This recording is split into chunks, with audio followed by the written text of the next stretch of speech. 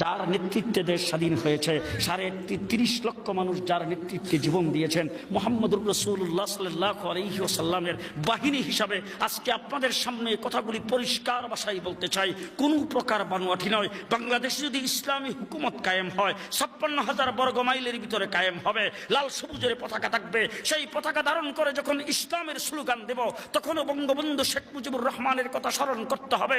তার কারণ হলো ৭১ মুক্তিযুদ্ধ করে বাংলাদেশ নামে দেশটা স্বাধীন হয়েছে তার নেতৃত্বে। তাকে ভোলা যাবে না বাংলাদেশ যতদিন থাকবে। ঠিক না ঠিক? পরিষ্কার ভাষায় আলেম ওলামায়ে কেরামের পক্ষ থেকে বলতে চাই, বাঙালি জাতি কৃতজ্ঞতার পাশে আবদ্ধ করবে বঙ্গবন্ধু শেখ মুজিবুর রহমানকে। উনি ৭ই মার্চে ভাষণ দিয়েছেন। বঙ্গবন্ধু শেখ মুজিবুর রহমান ৭.৫ কোটি মানুষকে ঐক্যবদ্ধ করে পাকিস্তানের জালেম গোষ্ঠীর বিরুদ্ধে ঐক্যবদ্ধ করে ৭১ মুক্তিযুদ্ধ করেছে।